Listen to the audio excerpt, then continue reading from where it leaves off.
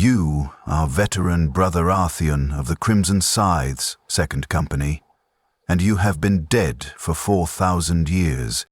Not truly dead, your body refuses that mercy, but close enough. The Battle of Karnak Ridge took most of you. A Chaos Dreadnought's power claw tore through your Mark III armor, shredding everything from the waist down. Its secondary attack removed your left arm at the shoulder and crushed your right arm into pulp and shattered bone. You remembered lying there in the mud, watching your gene-enhanced blood pump out in arterial sprays, thinking, "This is how I die. This is acceptable." It wasn't. The apothecaries reached you before full brain death. They preserved what remained: a torso, one ruined arm, your head, and the tech priests interred you in a Dreadnought Sarcophagus. You woke inside a walking tomb, your consciousness jacked into a bipedal war machine, your ruined flesh suspended in amniotic preservation fluids that kept the remaining tissue alive. That was 4,000 years ago. You've served with honor since then, slept peacefully between battles in the stasis dreams the sarcophagus provided, woken when the chapter needed you, fought and returned to sleep. It was a good fate, as fates go in the Imperium. You were still useful, still serving the Emperor, still destroying his enemies, with weapons that made your old bolter seem like a child's toy. The sarcophagus became your world. The amniotic fluid your atmosphere, the neural connections your new body. You learned to feel through the Dreadnought's sensor arrays, to see through its targeting systems, to move its massive limbs as naturally as you once moved your own legs. You became the machine, and the machine became you. Between battles, you slept. The sarcophagus would initiate stasis protocols, and you'd drift into dreams. Strange, chemical-induced visions where you'd walk again on two legs, where you'd grip a bolter with two hands, where you were whole. The dreams were mercy. They kept you sane across centuries of service. You came to accept this existence, even embrace it. You were veteran Brother Artheon, venerable Dreadnought of the Crimson Scythes, bearer of honors from 200 campaigns, killer of the Chaos Lord Vrakthun and the Orc warboss Grintuf de Kakrempa. You had purpose, you had meaning, you had peace. Till 3 years ago, when you woke to a strange taste in your amniotic fluid. The first time, you dismissed it. You'd been activated for a deployment to Vardus III, an industrial world being overrun by Tyrannid splinter forces. The awakening process was standard, consciousness returning in stages, systems initializing one by one, the familiar sensation of your neural plugs connecting to the Dreadnought's core systems. But something was different. A taste. Not a physical taste. You had no mouth anymore, no tongue to sense flavors. But the amniotic fluid that filled the sarcophagus, that you breathed through artificial gills grafted to what remained of your lungs, that covered every exposed surface of your ruined body. It tasted wrong. Metallic, sharp, like blood in water, except this was your blood, your water, and it shouldn't taste like anything at all. The fluid was supposed to be pure, carefully balanced, a synthetic womb that kept your broken flesh alive indefinitely. You reported it to Tech Priest Hadrian, the senior member of the Forge assigned to your chapter. He ran diagnostics while you waited in the deployment bay, your massive frame locked in the maintenance cradle, weapon systems powered down. "All systems within acceptable parameters, veteran brother," Hadrian intoned, his voice clicking through vox modulation units that had replaced his throat decades ago. "Fluid composition shows no deviation from standard. pH balance optimal. Nutrient density adequate. Oxygenation at 102% of baseline." "Something is wrong," you insisted, your voice rumbling through the Dreadnought's external vox speakers. Even to yourself, you sounded like grinding metal and distant thunder. "The fluid tastes contaminated." Hadrian's mechadendrites twitched, his version of a shrug. "Your sensory perception may be experiencing drift after prolonged stasis. This is not uncommon. I will add a notation to your maintenance logs. The Omnissiah's blessings upon your deployment. You deployed to Vardus 3, fought for 6 weeks in the industrial sectors, your assault cannon turning Tyranid warrior forms into spraying chunks of alien flesh, your power fist crushing carnifexes like they were made of parchment. The campaign was successful. You returned to the chapter monastery, underwent standard post-combat rites, and returned to stasis. The taste remained, and when you woke for the next deployment, it was worse. 4 months later, you were activated for combat against Orc raiders in the Khalistan system. The moment consciousness returned, you knew something was deteriorating. The metallic taste had intensified, and now there was something else. A sensation of wrongness in the fluid itself. It felt thicker somehow, sluggish, like it wasn't circulating properly through the sarcophagus's filtration systems. You reported it again. Tech Priest Hadrian ran more diagnostics. This time, his mechadendrites moved with what might have been concern. I am detecting minor irregularities in fluid viscosity, he admitted.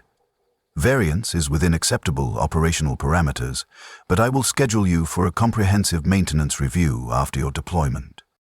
Minor irregularities? You tried to keep the frustration from your Vox. Something is failing. I can feel it. All critical systems are functional, veteran brother.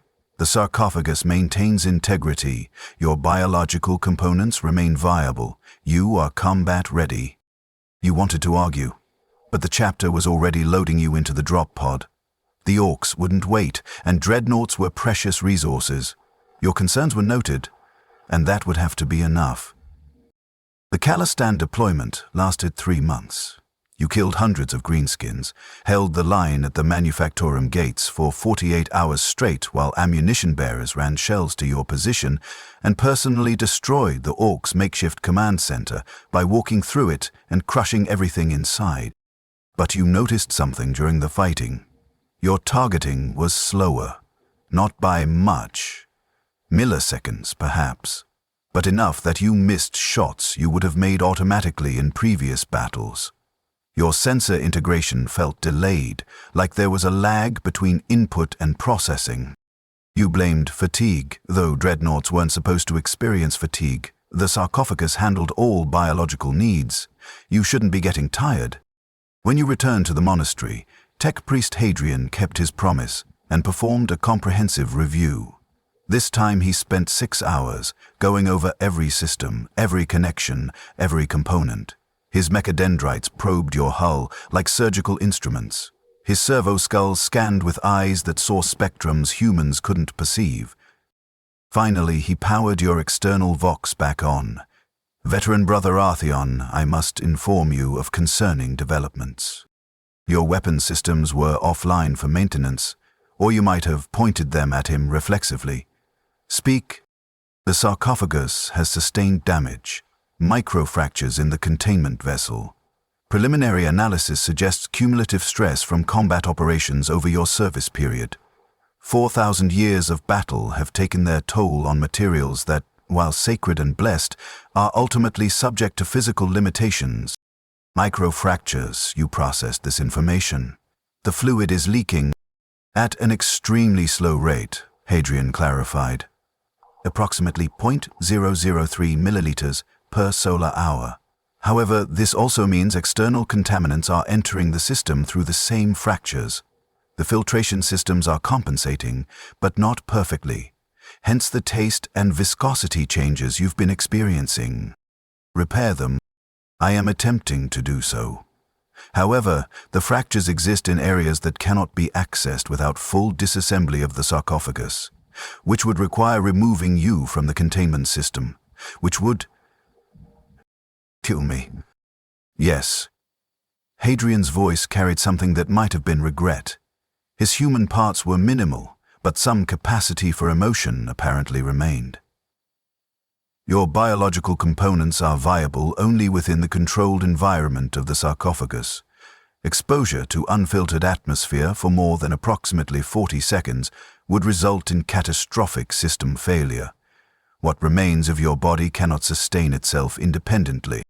You'd known this, technically, but having it stated so boldly forced you to confront the reality.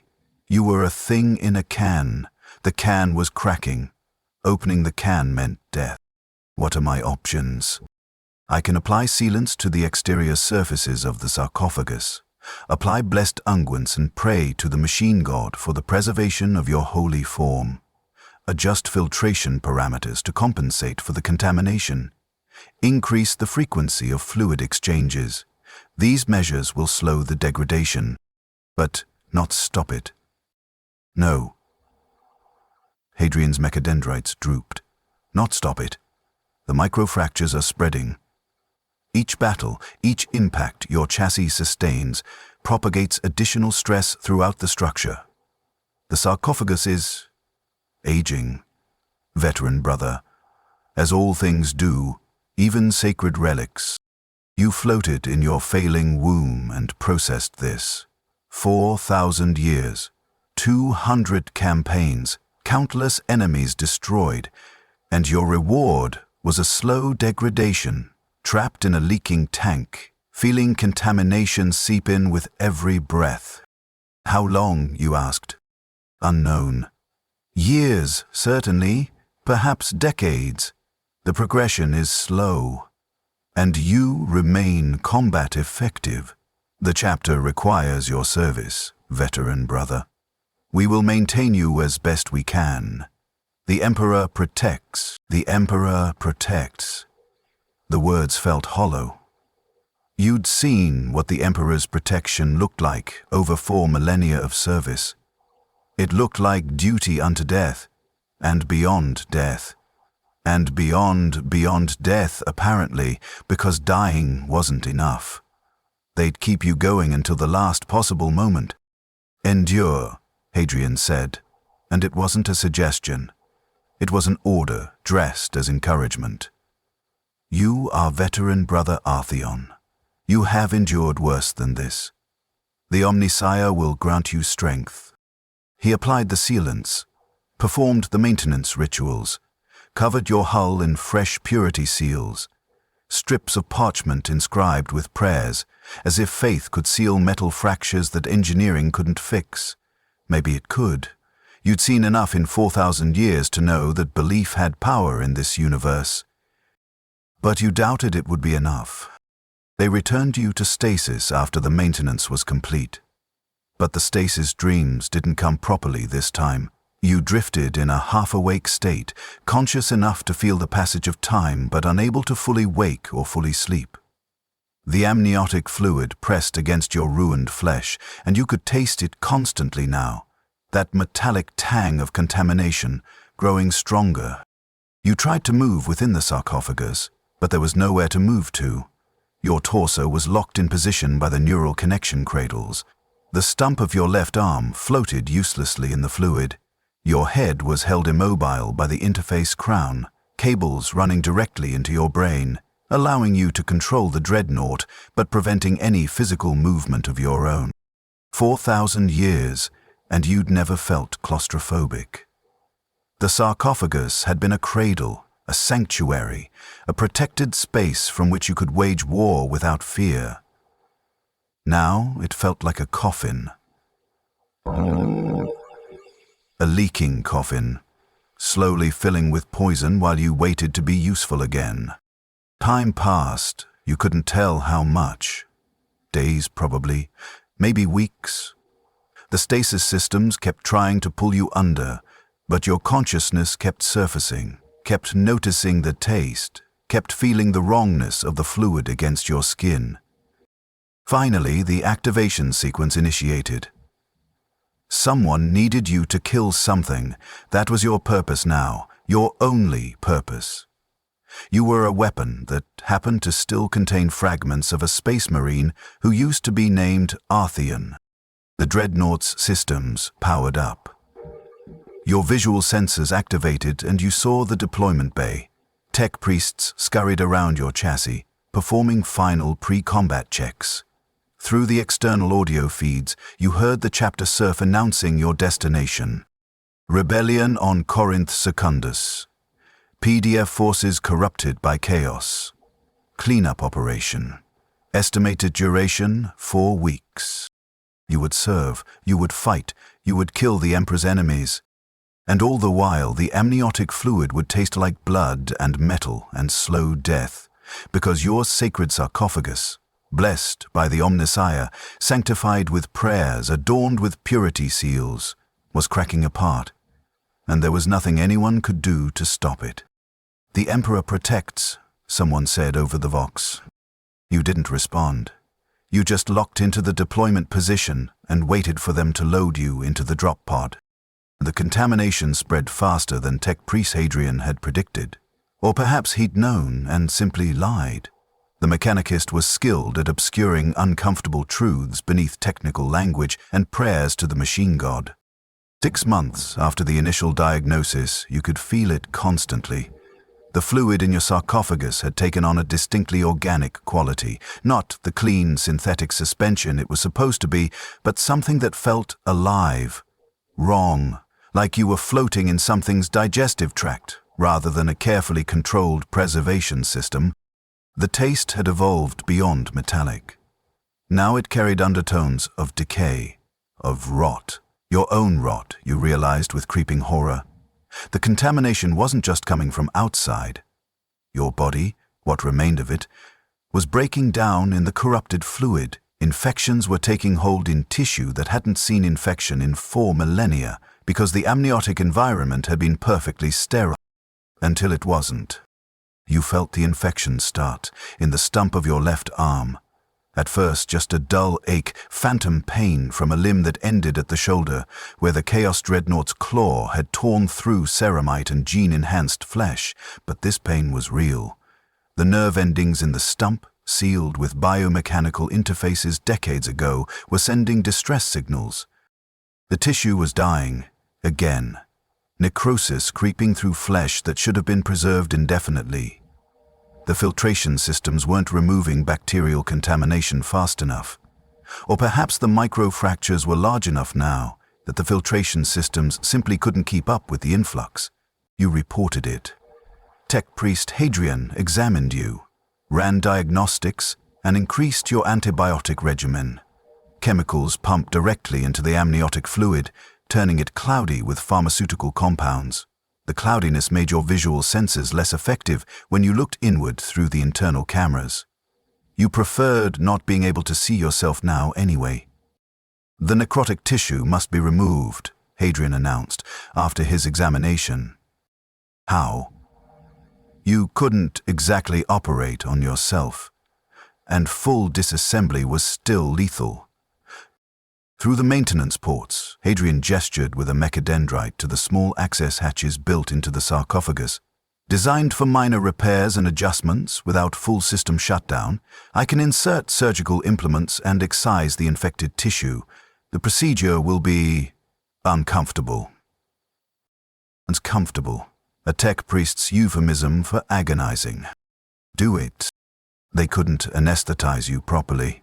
The drugs that would render you unconscious would also disrupt the neural interfaces that kept you connected to the Dreadnought systems. If those connections failed, you'd be trapped in a dead machine, unable to communicate, possibly unable to breathe, as the artificial respiratory systems lost their guidance. So you were awake, fully, horribly awake, as Hadrian opened the maintenance port on your left side and inserted surgical tools attached to mechadendrites. You felt them enter the fluid, felt them touch what remained of your arm, felt the cold edge of the cutting implement against dead flesh. Then they began cutting. The pain was immediate and absolute. Not the clean pain of combat injury. Your altered physiology and mental conditioning had allowed you to endure that with superhuman stoicism. This was different. This was your body, which had been carefully preserved for 4,000 years, being vivisected while you floated helpless in contaminated fluid. You tried not to scream. Space Marines didn't scream. You'd been conditioned beyond such weakness.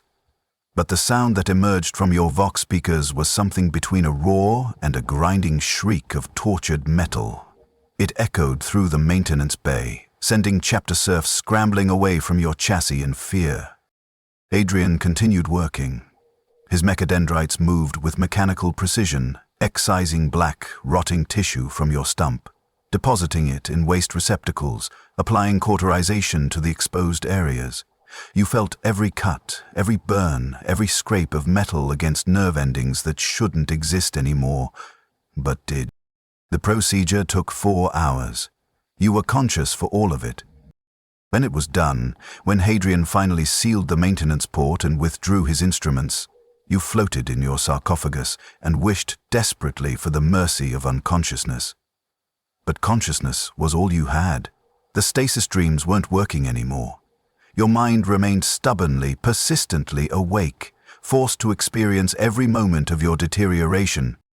"The infected tissue has been removed," Hadrian reported, his voice carrying clinical satisfaction. "I have applied antibacterial compounds directly to the wound site. This should prevent further necrotic spread." "The situation is not optimal, veteran brother. I can only work within the constraints imposed by your condition, but you remain functional, combat ready. The chapter requires, you interrupted, your vox distorting with something that might have been laughter if you remembered how to laugh. "Yes, the chapter requires. What I require is irrelevant. You serve the Emperor. There is no greater honor." You didn't respond. Hadrian finished his post-procedure checks and left you in the maintenance bay, alone, floating in cloudy, chemical-laden fluid that tasted like antibiotics and rot. Your left arm stump throbbed with pain that the remaining nerve endings insisted on transmitting to your brain. You tried to activate the stasis protocols manually. Your consciousness interfaced with the sarcophagus's control systems, requesting shutdown, requesting sleep, requesting anything other than continued awareness. Safety protects engaged. Status not recommended during active infection response. The machine was keeping you awake. For your own good, it claimed. So your immune system could fight the infection properly. So your healing could be monitored. So many logical, technical reasons why you had to remain conscious while your body rotted. 2 weeks later, they deployed you to Corinth Secundus as scheduled. The rebellion was in full swing. PDF regiments had turned traitor, slaughtering loyalist forces and raising profane symbols to the ruinous powers. Your chapter responded with overwhelming force. You were loaded into a Thunderhawk gunship along with 2 tactical squads and Brother Sergeant Calvus, who'd been assigned as your tactical liaison. As the gunship lifted off, Calvus approached your chassis, his helmet maglocked to his belt, his young face showing the typical reverence younger brothers showed to dreadnoughts. "Honored Ancient," he said, using the formal address. "We are privileged to fight alongside you. Your wisdom and strength will guide us to victory." You looked at him through your targeting sensors. He was young, barely a century of service, still idealistic, still believed that everything meant something, that sacrifice was rewarded, that the Emperor truly protected. "Stay behind my chassis during the assault," you told him. "My armor will shield you from their heavy weapons." "Thank you, honored Ancient." You said nothing more. What could you say? That you were failing? That the ancient he revered was rotting inside his sacred tomb? That you might miss critical shots because your brain was being slowly poisoned by contaminated amniotic fluid? No. You kept those truths locked inside your corroding sarcophagus. Let him have his illusions. They'd be shattered soon enough by the realities of service in the Imperium. The drop was standard. Thunderhawk descent through atmospheric entry, anti-air fire creating turbulence, the familiar sensation of acceleration as the ship's engines screamed. You felt all of it through the Dreadnought's sensor arrays, the only way you felt anything anymore. Then the ramp dropped, and you were walking down onto Corinth Secundus's surface. The planet smelled, even through filtered sensor readings, of industrial waste and burnt offerings. The traitor PDF had been busy. Entire city blocks had been converted into makeshift temples to the dark gods. Purge them all. came the order from Company Captain Valerius over the command channel. No mercy for traitors, no quarter for heretics. Your assault cannon spun up with a whine of powering motors. The familiar weight of purpose settled over you. This, at least, hadn't changed. Point the weapons at the enemy, destroy them. Advance. Repeat until either they were all dead or you were. The first engagement was against a corrupted PDF company attempting to hold a fortified position in the ruins of an administratum building. They had autocannons and missile launchers, weapons that could threaten power armor if used skillfully. They were not skillful enough. Your assault cannon roared, sending streams of mass-reactive shells into their positions. Bodies exploded in sprays of red mist. Fortifications disintegrated. A missile streaked toward you and your targeting systems calculated intercept vectors automatically, your assault cannon tracking and destroying it mid-flight. Except you weren't mid-flight, you were 3 degrees off target. The missile impacted your chassis, exploding against your armor plating. No penetration. Your armor was too thick, but the impact staggered you. Shouldn't have. You should have shot it down. Patient, are you damaged? Calvis called over the Vox. Negative. Continue the assault. You advanced, crushing rubble under your massive feet, firing as you moved. More traitors died. But you felt the lag in your systems. The targeting solutions came milliseconds slower. Your visual processing was delayed. The contaminated fluid was affecting your neural connections, degrading the interface between your brain and the Dreadnought's machine spirit. You compensated, aimed with more caution, moved more deliberately. By the time the position was overrun and purged, no one suspected anything was wrong. You'd killed 97 traitors yourself. Acceptable performance. But you knew. You felt the weakness spreading. Each moment of combat made it more obvious. You weren't operating at full capacity, and in combat, anything less than full capacity meant people died. The campaign on Corinth Secundus lasted 6 weeks. 6 weeks of urban warfare, purging corrupted PDF regiments and the chaos cultists they'd allied with. 6 weeks of combat that would have been routine by your standards of 4 millennia ago. But now, every battle revealed more failures. Your targeting continued to degrade. Your reaction times, measured in microseconds but critical in combat, slowed noticeably. You missed shots. Not many, but enough. On the 23rd day, during an assault on a corrupted water treatment facility, you failed to destroy an enemy heavy bolter position fast enough. The gunner, granted those extra seconds by your failing systems, managed to fire a sustained burst into Tactical Squad Marcellus. 3 brothers fell. 1 killed instantly by a shot through the helmet lens, 2 critically wounded. You destroyed the position 0.3 seconds later, obliterated it so thoroughly that nothing remained but atomized particles and a crater. The 3 brothers were down because you'd been too slow. Brother Apothecary Galen retrieved the gene seed from the fallen, stabilized the wounded. Over the Vox, you heard his report to Captain Valerius. Brother Sergeant Oren, deceased. Brothers Halvest and Tyne, critically wounded but stable. Cause: sustained heavy bolter fire. Enemy position eliminated by veteran Brother Artheon after casualty event. After the casualties. Not before. Not in time. Acknowledged, Captain Valerius responded. Continue the mission.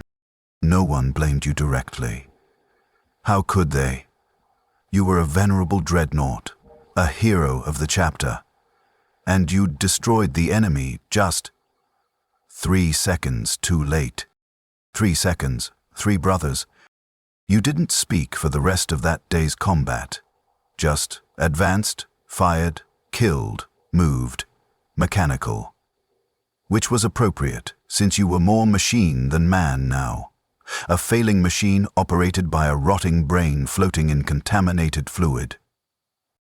Between deployments, you no longer even attempted to sleep. The stasis protocols were completely non-functional for you now.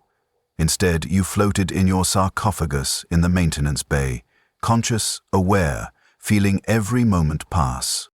The infection in your left arm stump had been excised, but new infections appeared. Your right side, where the neural interface cables entered your torso, became inflamed. The fluid grew cloudier, despite constant filtration and chemical treatment. Both portions became injured, the cloud of unflesh obsequiously. You could feel your body breaking down in sections. Tissue death here, bacterial colonization there. Your immune system, engineered to superhuman efficiency, was fighting, but it was losing. You were rotting. Slowly but inexorably, you were rotting alive inside your sacred sarcophagus. Tech priest Hadrian performed another maintenance session. More surgical excision of necrotic tissue through the maintenance ports. More hours of being vivisected while conscious. More prayers to the Omnissiah for your preservation. But afterward, he delivered his report with characteristic clinical detachment. The situation continues to deteriorate. However, I have developed a new treatment protocol involving enhanced antibiotic compounds and increased frequency of fluid exchanges. This should extend your operational lifespan significantly. How significantly? Difficult to quantify precisely. Years, most likely. You will remain combat effective for the foreseeable future. And then? Adrian's mechadendrites twitched. All things serve until they can serve no more, veteran brother. When that time comes, we will face it with honor. But it is not this day. The Emperor has more work for you yet. You understood. They would use you until you finally completely broke. Until the contamination progressed so far that your brain stopped functioning. Until you died mid-battle. Your consciousness fading while still connected to the Dreadnought's weapon systems. And they'd present it as glorious, a final sacrifice, death in service to the Emperor. They'd sanctify your remains, inscribe your deeds on your armor plating, and parade your empty chassis in ceremonial processions. But you'd be dead, finally, mercifully dead, and you found yourself looking forward to it, which terrified you more than anything else. You were veteran Brother Arthian. You'd served for 4,000 years without complaint. You'd accepted your fate as a dreadnought with honor. You'd believed in the righteousness of your cause. Now you just wanted it to end. The worst part wasn't the physical deterioration. You were a space marine. You'd endured horrific injuries before your internment, had fought through pain that would have killed baseline humans instantly. Pain was an old companion, familiar and almost comforting in its honesty. No, the worst part was the consciousness. The unending, exhausting consciousness that never dimmed, never faded, never granted you even a moment's respite. Before the leaks, the stasis streams had been your salvation. Between battles, you'd sink into chemical-induced hibernation, and the sarcophagus would feed you dreams. Strange, fragmentary visions drawn from your memories and twisted by 4,000 years of existence. You'd dream of your first company, all dead now for millennia. You'd dream of battles long past. Sometimes you'd dream of things that never happened. Walking through the monastery on legs you no longer possessed, speaking to brothers with a mouth you no longer had. The dreams hadn't been real, but they'd been mercy. They'd compressed time, made the centuries between deployments feel like moments. You'd go to sleep after one battle and wake for the next, feeling like barely any time had passed. That mercy was gone now. The contaminated fluid had disrupted the neurochemical balance necessary for the stasis dreams. The infections created inflammation that interfered with the dream-inducing compounds, and the failing systems meant the sarcophagus couldn't maintain the precise conditions needed for hibernation. So you remained conscious. Always, perpetually, every second of every minute of every hour of every day. In the maintenance bay, locked in your cradle between deployments, you had nothing to do but think and feel, and exist in a state of trapped awareness that felt increasingly like a punishment designed by someone with an intimate understanding of torture. You counted seconds at first, then stopped because counting made it worse, made you aware of exactly how many individual moments you were experiencing, how many discrete instances of consciousness you were being forced to endure. You tried meditation techniques from your training as a scout centuries before your internment, tried to achieve the mental clarity that would allow you to transcend physical discomfort. It didn't work. The meditation required a certain baseline of physical stability, and your baseline was actively rotting inside a leaking metal egg. You tried prayer, recited the litanies of hate, the oaths of moment, the canticles of the emperor, tried to find comfort in faith, in the belief that your suffering had meaning, that the emperor valued your sacrifice. The words felt hollow. Empty sounds produced by your vox speakers echoing in the maintenance bay, signifying nothing. How many prayers had you heard over 4,000 years? How many times had you witnessed tech priests and chaplains invoke the emperor's blessing while performing tasks that had nothing to do with divinity and everything to do with engineering and psychology? How many times had you seen prayers offered as substitutes for actual solutions? The purity seals covering your hull were supposed to be sacred protections. You'd believed that once. Now you saw them for what they were, decorative parchment that did exactly nothing to seal the microfractures in your sarcophagus. Faith wasn't fixing you. Faith was just making everyone feel better about your deterioration. These thoughts were dangerous, bordered on heresy. You knew this. 4,000 years of service, of absolute loyalty, and now you were questioning? Now you were doubting? But you couldn't stop. Because you were conscious, always conscious, and consciousness without any way to avoid your thoughts was its own special hell. You began to fixate on small sensations, the way the fluid moved around your body when the circulation pumps activated, the slight temperature fluctuations as the heating elements cycled, the pressure of the neural interface crown against your skull. Before, you'd barely notice these things. They were background noise, part of the sarcophagus environment that you'd adapted to completely. Now, with nothing else to focus on, they became overwhelming. Every tiny sensation magnified by perpetual awareness. You felt the micro-movements of the fluid as contamination particles drifted through it, felt the subtle chemical burn of the antibiotics against your exposed tissue, felt the itch of healing wounds that you couldn't scratch because you had no functional hands, no way to move within your prison. The itching was perhaps the worst. Healing tissue itched. This was a known phenomenon, something about nerve regeneration and histamine response. Your modified physiology didn't prevent it, and the constant antibiotic treatment meant you were always healing somewhere, which meant you were always itching somewhere. And you couldn't scratch, couldn't move, could only float in your contaminated fluid and feel your skin crawl with sensations you were powerless to address.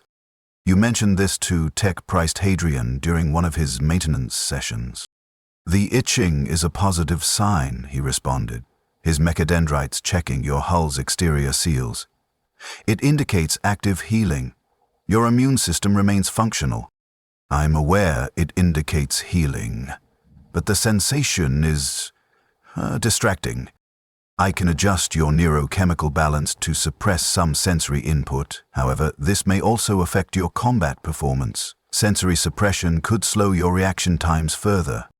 You were trapped between options: suffer the constant, maddening physical sensations, or reduce them and become even less effective in combat. Either way, people would die because of your failure. "Leave the settings as they are," you decided. Hadrian nodded, a gesture borrowed from his remaining human instincts. "As you wish, veteran brother. Endure. The Emperor grants strength to the faithful." After he left, you screamed. Not through your vox speakers. You didn't want to alarm the chapter serfs working in adjacent bays. You screamed internally, a roar of frustration and despair that echoed only inside your own consciousness. No one heard. No one ever would. The isolation was profound. You were surrounded by brothers, The entire chapter was housed in the monastery. Hundreds of Space Marines walked past your maintenance bay daily. Many nodded respectfully to your chassis as they passed, honoring the ancient warrior within. None of them understood. How could they? They were whole. They had bodies that functioned, that moved at their command, that slept when they willed it. They couldn't comprehend what it meant to be permanently trapped, perpetually conscious, slowly dying in a way that might take years or decades to complete. You'd tried to explain it once to Brother Chaplain Mordred during one of his ceremonial visits to the Dreadnoughts. He'd been delivering blessings and prayers, moving from one ancient warrior to the next, when you'd requested a private conversation. "Chaplain, I need counsel." Mordred had approached, his skull-faced helmet regarding you with empty eye sockets. "Speak, Venerable One. How may I guide you?" "Unfailing. Not in combat. Not yet, not completely, but in spirit. The sarcophagus damage, the contamination, the inability to sleep. I'm trapped in consciousness, Chaplain, aware every moment, feeling my body decay. I don't know how much longer I can endure this." Mordred had been silent for a long moment. Then he'd quoted scripture.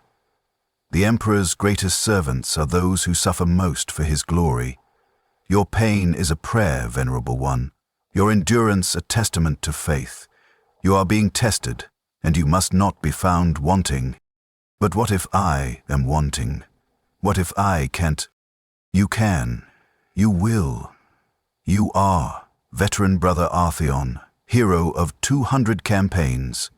This is merely another battle. Fight it as you have fought all others, with courage, with faith, with certainty in the righteousness of your cause." He delivered more prayers, applied more purity seals to your hull, and departed, satisfied that he'd fulfilled his duty. You'd receive no actual help, no acknowledgement of your suffering as something real and worthy of address. Only exhortations to endure, wrapped in theological language that sounded profound, but meant nothing. The Imperium didn't have solutions for problems like yours. It only had prayers and purity seals, and orders to keep serving until you couldn't serve anymore. You began to track the other dreadnoughts in your chapter. There were 7 of you, ancient warriors from different eras, each with their own history. You'd known them for centuries, fought alongside them, shared the strange camaraderie that only those who've been dead for thousands of years can understand. Veteran Brother Thalric, interred for 3,000 years, his sarcophagus decorated with honors from the Badab War. Venerable Cordas, who'd walked the fields of Istvan V as a loyalist and survived to bear witness to the heresy's horrors.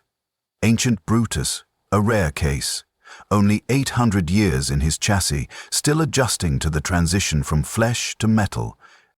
You watched them between deployments, studying their movements, listening to their vox chatter.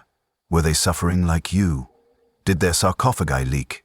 Did they float in contaminated fluid, feeling their bodies rot? You couldn't tell. Dreadnoughts didn't discuss weakness. It wasn't done. You were supposed to be pillars of strength, ancient warriors who transcended mortal concerns.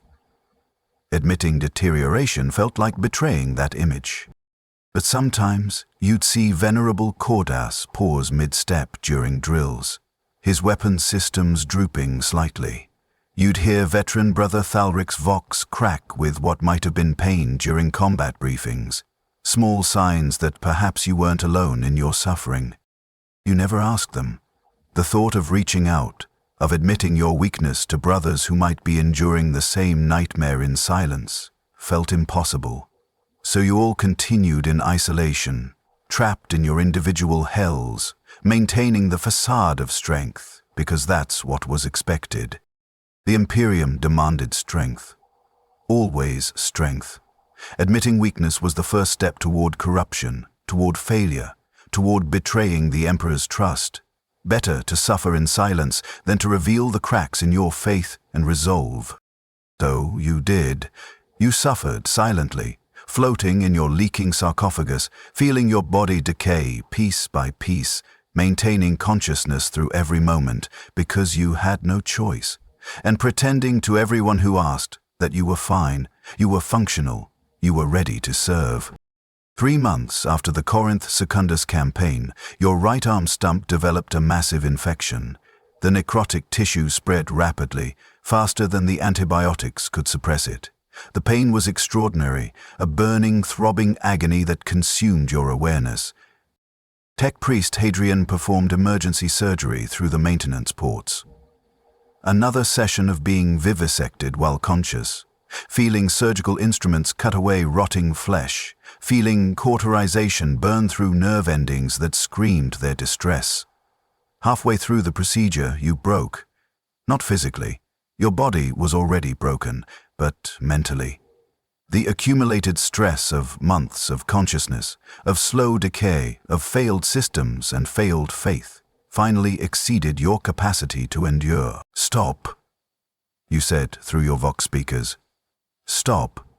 I can't do this anymore. Please, end it, please." Hadrian paused, his mechadendrites frozen mid-magmate inside your sarcophagus. "Veteran brother? Kill me. Shut down the systems. Let me die. Please. I'm begging you, just let me die." The maintenance bay fell silent. The chapter serfs working nearby stopped their tasks, shocked to hear a dreadnought, a venerable ancient, a hero of the chapter, begging for death. Hadrian's voice, when he spoke, carried something you'd never heard from him before. "Pity. I cannot, veteran brother. You are a sacred relic. Your life is not yours to surrender. It belongs to the Emperor, to the chapter, to the Imperium. You must endure." "I can't. I've tried. I can't." "You can. You will." Hadrian resumed his work, cutting away more necrotic tissue while you whimpered through your Vox speakers like a wounded animal. "The Emperor grants strength to those who require it. Pray, veteran brother. Have faith. You will survive this." You did survive it. The surgery was completed. The infection was cleaned. Fresh antibiotics were flooded into your system. Your vital signs stabilized. And you remained conscious, still aware, still trapped, still rotting slowly in your leaking metal womb.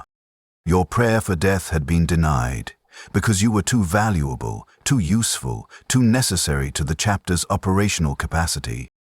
4,000 years of service, and your reward was being kept alive against your will, forced to experience every moment of your deterioration because the Imperium needed your weapons functional for just a little longer. They called it honor, they called it duty. You called it torture, but only internally, when no one could hear you scream. The next deployment came too soon. You'd barely recovered from the emergency surgery, if recovered was even the right word for temporarily prevented from dying, when the chapter received an urgent distress call from the mining colony on Vaxius Prime. Orc raiders, large force, local PDF overwhelmed, civilians being slaughtered, standard crisis requiring Space Marine intervention. You were combat ready, according to Tech Priest Hadrian's diagnostics. Your weapons systems functioned, your locomotion was intact, your targeting systems operated within acceptable parameters, if acceptable meant significantly degraded from your previous performance, but still better than not deploying you at all. The chapter loaded you into a Thunderhawk along with 3 tactical squads. Brother Captain Valerius himself led the deployment, unusual for what should have been a routine Xenos extermination, but the Orc force was reportedly larger than initial intelligence suggested. During the flight, Valerius approached your chassis. His helmet was maglocked to his belt, and his face showed the controlled concern of a commander who'd fought for 3 centuries and learned to read situations quickly. "Veteran brother Artheon, I must speak plainly with you." "Speak, Captain." "Tech Priest Hadrian has informed me of your condition. The sarcophagus damage, the contamination. He assures me you remain combat effective, but I need to hear it from you. Can you perform your duty?" The question hung in the air between you. You could lie, could maintain the facade, insist everything was fine, that you were the same unstoppable ancient warrior you'd been for 4 millennia. But you were tired of lying. My targeting is degraded. You admitted reaction times are slower. I'm experiencing neural interface lag due to the contaminated fluid affecting my brain function. I'm still deadly, Captain, but I'm not what I was. Valerius nodded slowly. Can you still fight? Can you still kill the Emperor's enemies? Yes. Then you will deploy. The chapter needs every warrior available, but I'm assigning Brother Sergeant Calvis to stay within close support range. He'll cover your angles if your targeting falters. It was a tactical accommodation for your weakness. It was also deeply humiliating. For 4,000 years, you'd been the one covering other warriors' angles. Now you needed protection from a sergeant barely a century old. As you command, Captain. This is not a judgment of your worth, veteran brother. You've earned more honor than I could accumulate in 10 lifetimes. But I must deploy my forces optimally, adapted tactics for current conditions. You understand. You understood. You were a degraded asset, being compensated for by other resources. Basic tactical logic. It still felt like failure. The drop onto Vaxius Prime was hot. The Orcs had deployed looted anti-aircraft weapons throughout the mining complex, and the Thunderhawks took heavy fire during approach. Your transport shuddered as flak bursts exploded around it, shrapnel pinging off the hull. The ramp dropped, and you walked down onto Vaxius Prime's red dust. The mining colony stretched before you, a sprawl of prefabricated structures, ore processing facilities, and hab blocks, all under assault by a green tide of Orc warriors. They saw you immediately. Dreadnoughts had that effect. Your massive frame, your iconic silhouette, the way the ground shook with each step. You were a target that drew attention automatically. A mob of Orc boys charged toward your position, bellowing their war cries, waving crude weapons that were nevertheless dangerous in sufficient numbers. Behind them, you detected heavier threats. Orc knobs in mega armor, a deft dread clanking forward, and worst of all, a battle wagon loaded with more greenskins. Your assault cannon spun up, the familiar whine of motors, the satisfaction of releasing massive firepower against deserving targets. You opened fire. The stream of mass reactive shells should have cut through the Orc mob like a scythe through grain, should have turned the front ranks into exploding chunks of alien flesh, while your targeting tracked to the next threats. Instead, your first burst went wide. Not by much, maybe 5 degrees, but enough that it hit empty ground instead of the densely packed Orcs. You corrected, fired again, and this time connected, tearing through greenskins with satisfying efficiency. But that first miss nagged at you. Your targeting had simply failed. The lag between identifying targets and firing had allowed the Orcs to shift position, and your systems hadn't compensated fast enough. Brother Sergeant Calvis, positioned behind your left side as ordered, opened up with his bolt pistol and directed his squad to lay down covering fire. They killed the Orcs your first burst had missed. They were compensating for your failure. Already. The battle was 30 seconds old, and already other warriors were dying because you were covering your weakness. The engagement evolved into a brutal close-quarters grind through the mining complex. Orcs kept coming in waves, pouring from captured buildings, charging with their characteristic reckless aggression. Your assault cannon ran hot, barrel glowing red from sustained fire. Your power fist crushed greenskins that got too close, reducing them to pulp and shattered bone. But your failures mounted. You missed a targeting solution on an Orc knob that was preparing to throw a stick bomb into Brother Sergeant Calvis's squad. Your sensors detected the threat, your targeting system calculated the intercept, but the neural lag meant your weapons didn't traverse fast enough. The stick bomb detonated among the tactical marines. 2 brothers went down. One dead from shrapnel through his helmet's eye lens. One wounded, his armor breached at the abdomen. You killed the knob 3 seconds later, obliterated it with your power fist, crushing it so thoroughly that only greasy smears remained. But Brother Tycho was dead, and Brother Arvad was wounded because you'd been too slow. "Ancient, are you damaged?" Calvis called over the vox. "Negative. Continue the assault." You pushed forward, using your massive frame to shield the squad while the apothecary tended to Arvad's wounds. You killed more orcs. Dozens, hundreds. Your weapons systems were still functional, still deadly. Just not fast enough, not precise enough, not what they needed to be. The critical failure came during the assault on the ore processing facility, where the orcs had concentrated their heaviest forces. The building was a massive structure of industrial metal, filled with machinery and catwalks and choke points perfect for defensive fighting. Your force needed to clear it to secure the colony. Captain Valerius designated you as the breaching element. Your armor was thick enough to absorb the inevitable fire from orc heavy weapons, and your assault cannon could suppress their positions while the tactical squads followed through the breach. You approached the main entrance, a rolling door 3 times your height. Your sensors detected significant hostile presence inside. Heat signatures, electromagnetic emissions from Orc-Tech, the crude but effective weapons the Greenskins favored.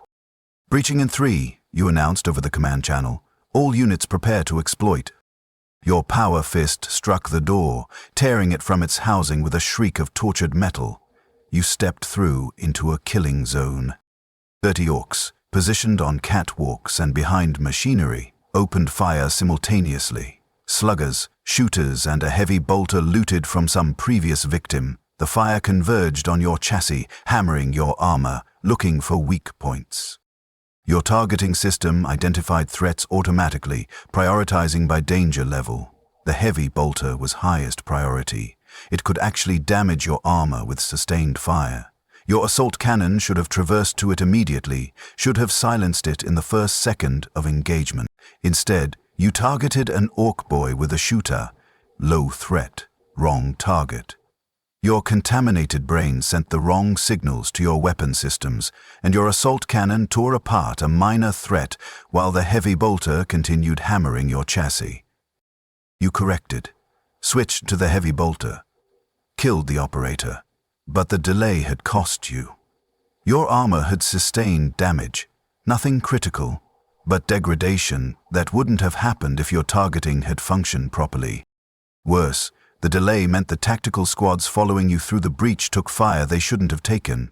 Brother Marcellus went down, his helmet cracked by a lucky slug round. Brother Orin's armor was breached at the knee joint. You cleared the room, killed every orc inside. Your power fist crushed the last nobe while your assault cannon suppressed the remaining greenskins. By any objective measure, you'd succeeded in your mission. But 2 more brothers were wounded, because your targeting had failed. Again, after the battle, after the colony was secured and the orcs exterminated, Captain Valerius requested a private conversation in your maintenance bay. You knew what was coming. "Veteran Brother Artheon, we need to discuss your performance." "I know, Captain."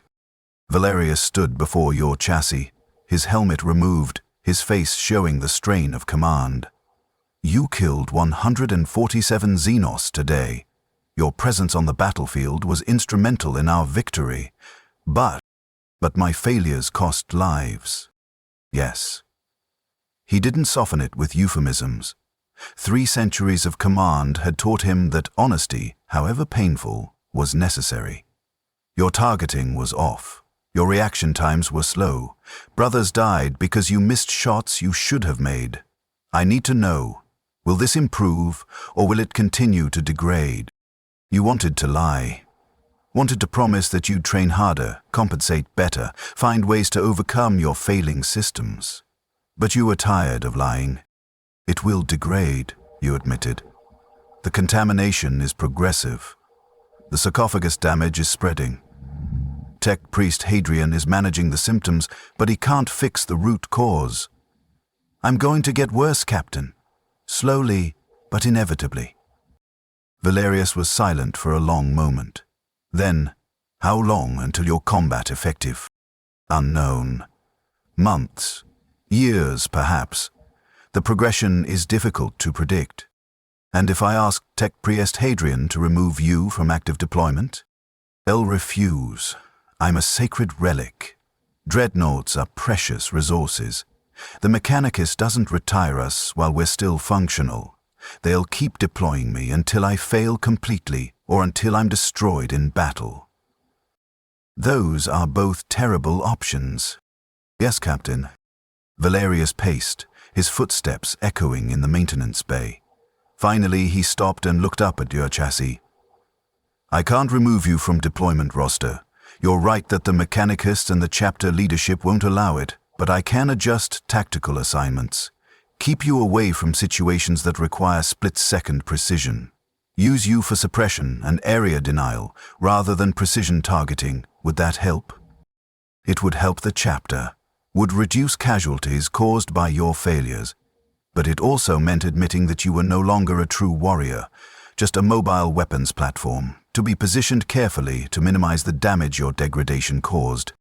Yes, Captain, that would help. Then we'll implement new tactical protocols. You've served this chapter for 4,000 years, veteran brother. You've earned the right to continue serving in whatever capacity you're still capable of.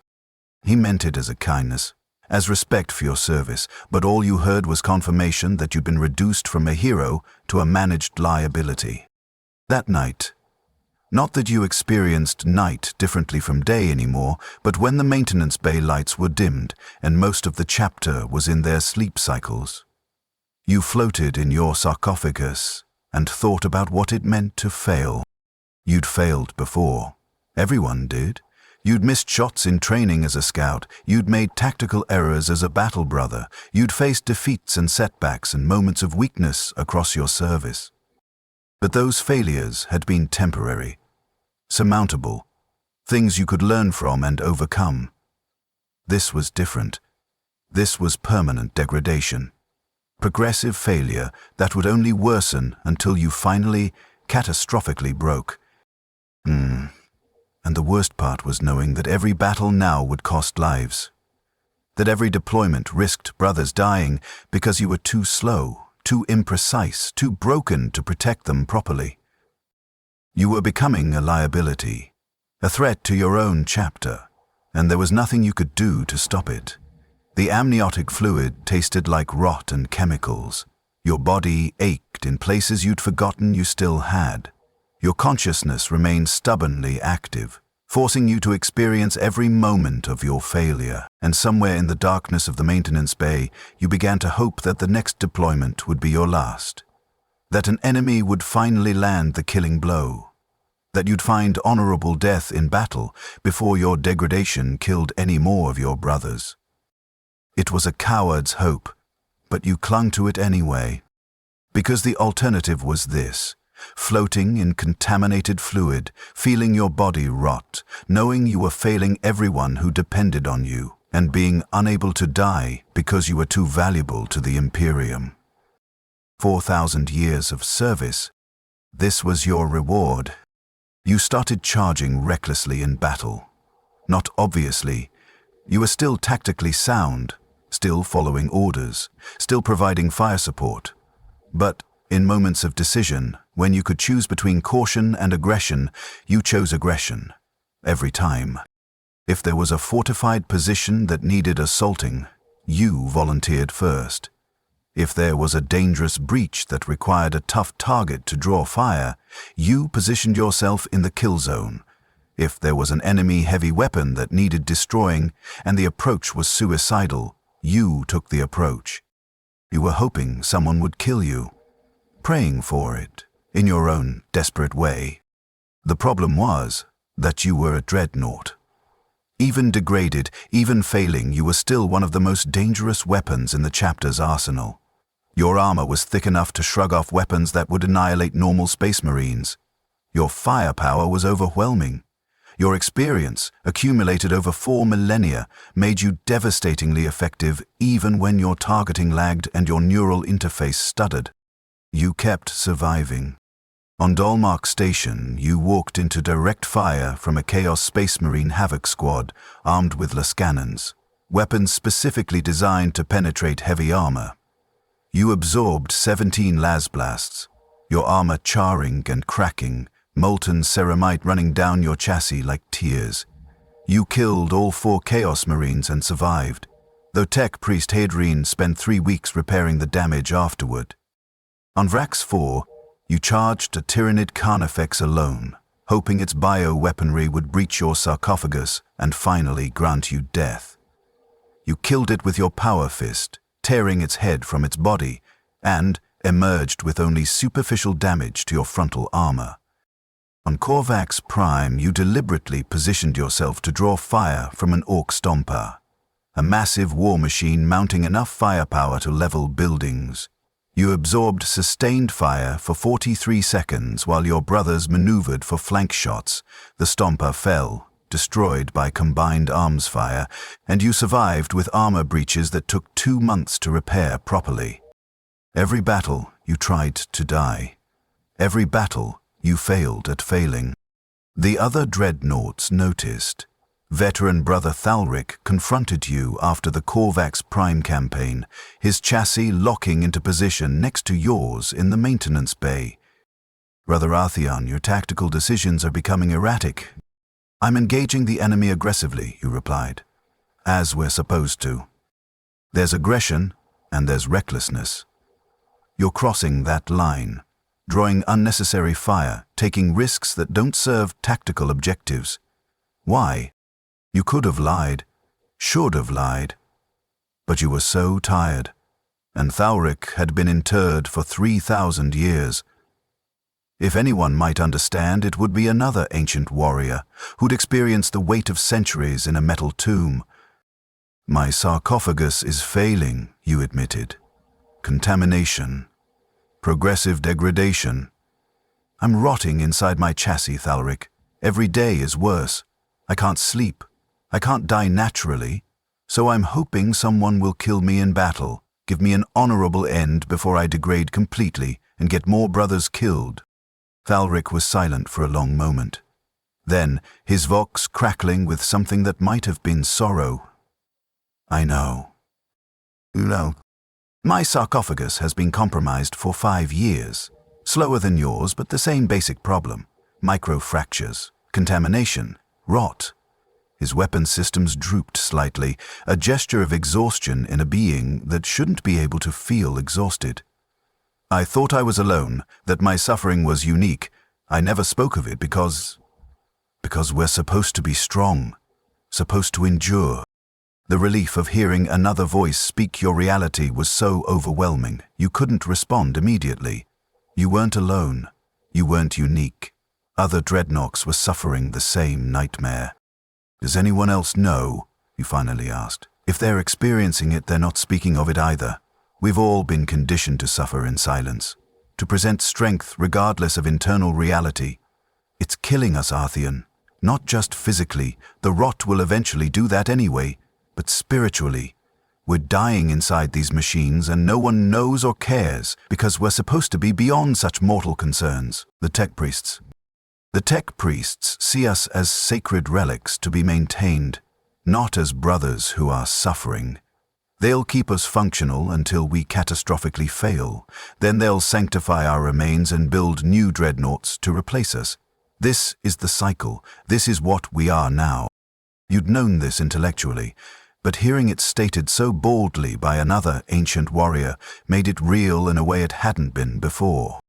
What do we do? He asked. Endure, Thalric replied, and the words sounded like a curse.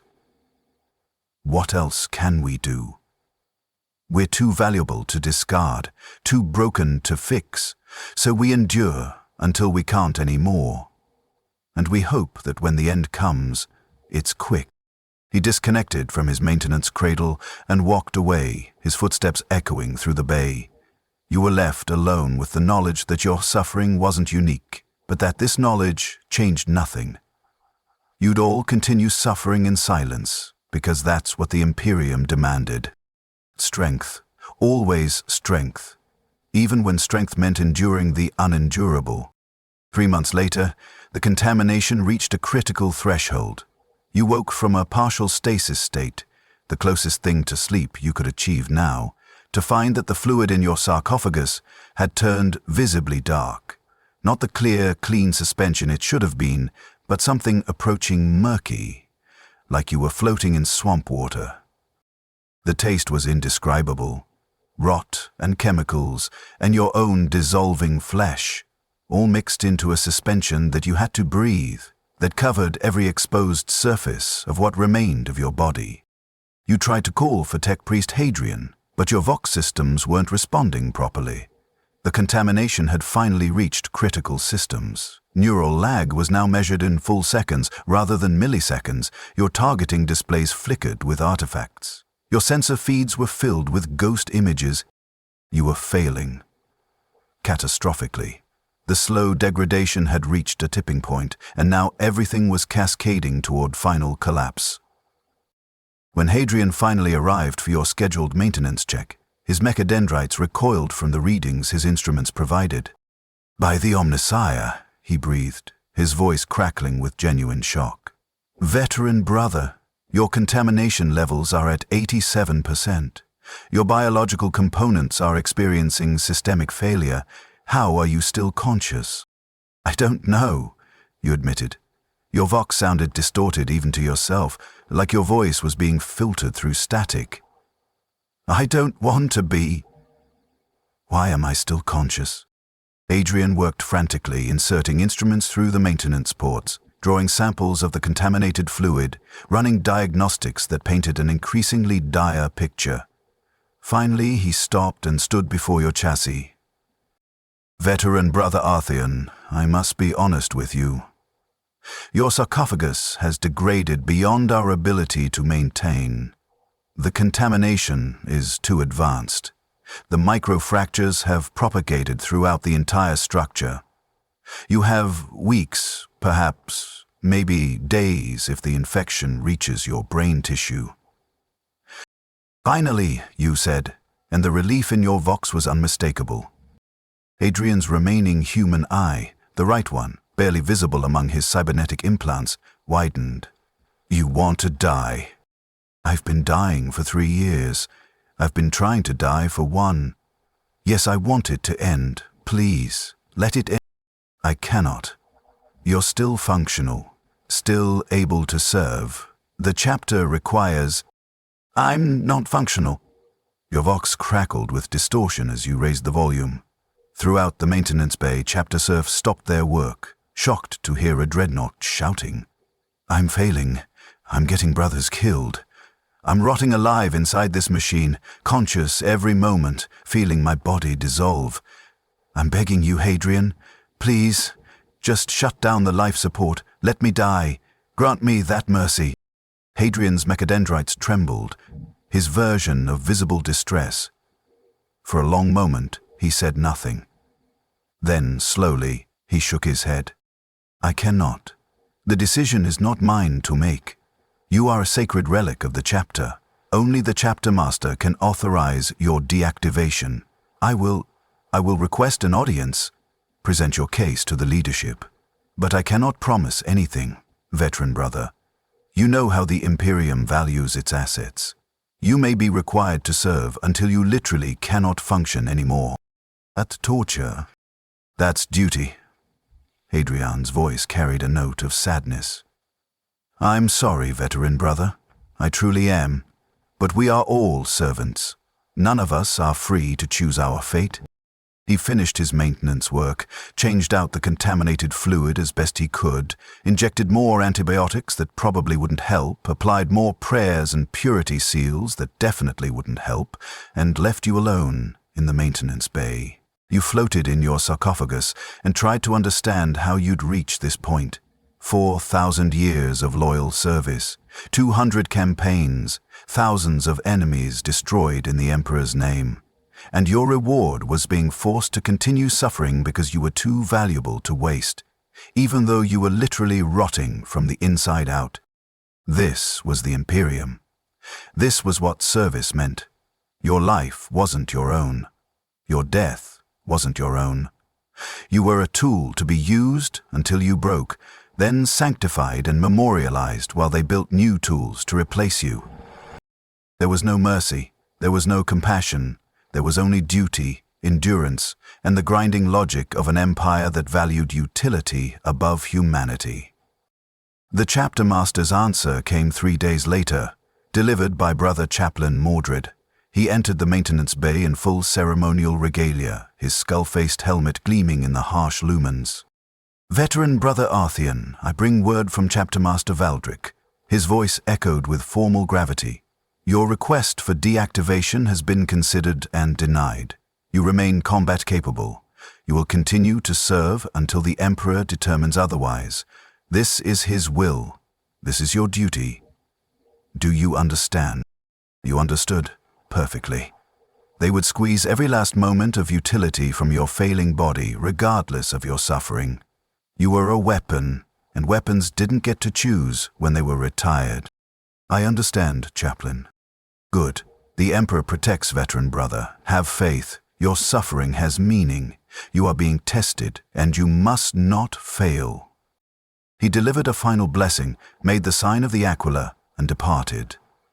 You were alone again, floating in contaminated fluid that tasted like death, knowing that you'd be forced to continue existing in this state for however long your body could sustain consciousness.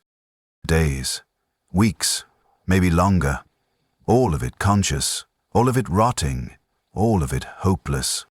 That night, when the maintenance bay was empty and dark, you did something you hadn't done in 4,000 years. You wept.